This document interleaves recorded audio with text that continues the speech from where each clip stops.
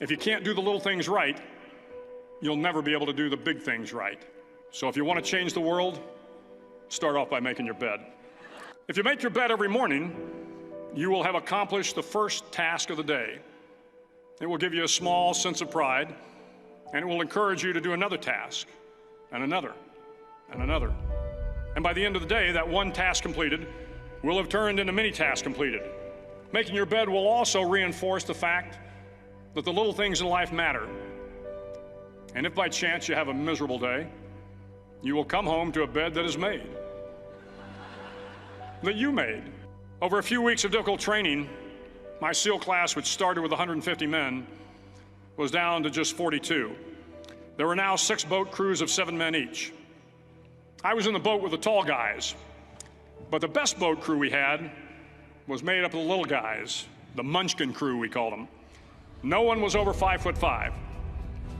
The Munchkin boat crew had 1 American Indian, 1 African American, 1 Polish American, 1 Greek American, 1 Italian American, and 2 tough kids from the Midwest. They out-paddled, outran, and outswam all the other boat crews. The big men in the other boat crews would always make good-natured fun of the tiny little flippers the Munchkins put on their tiny little feet prior to every swim.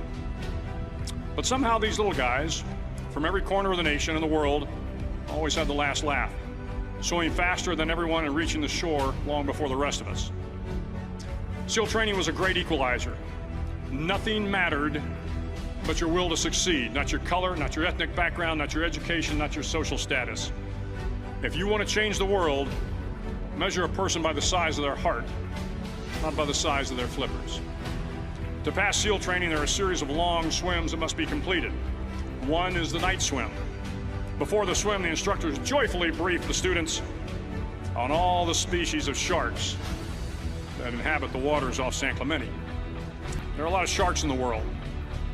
If you hope to complete the swim, you will have to deal with them. So if you want to change the world, don't back down from the sharks. The 9th week of training is referred to as Hell Week. It is 6 days of no sleep, constant physical and mental harassment, and 1 special day at the mud flats. It is on Wednesday of Hell Week that you paddle down to the mud flats and spend the next 15 hours trying to survive the freezing cold, the howling wind, and the incessant pressure to quit from the instructors. As the sun began to set that Wednesday evening, my training class, having committed some egregious infraction of the rules, was ordered into the mud.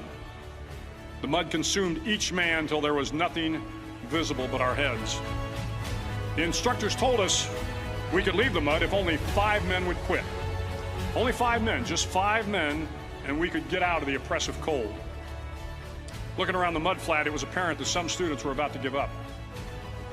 It was still over 8 hours till the sun came up. 8 more hours of bone-chilling cold.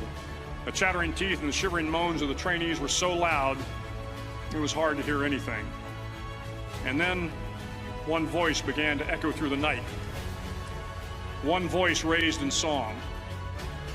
The song was terribly out of tune, but sung with great enthusiasm. One voice became 2, and 2 became 3, and before long, everyone in the class was singing. The instructors threatened us with more time in the mud if we kept up the singing, but the singing persisted, and somehow the mud seemed a little warmer, and the wind a little tamer, and the dawn not so far away.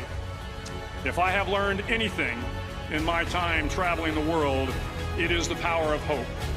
The power of one person, a Washington, a Lincoln, King, Mandela, and even a young girl from Pakistan, Malala.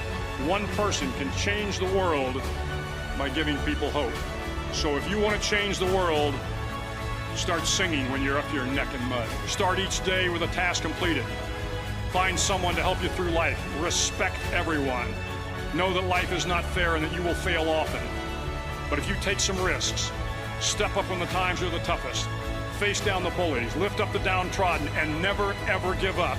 If you do these things, the next generation and the generations that follow will live in a world far better than the one we have today. And what started here will indeed have changed the world for the better.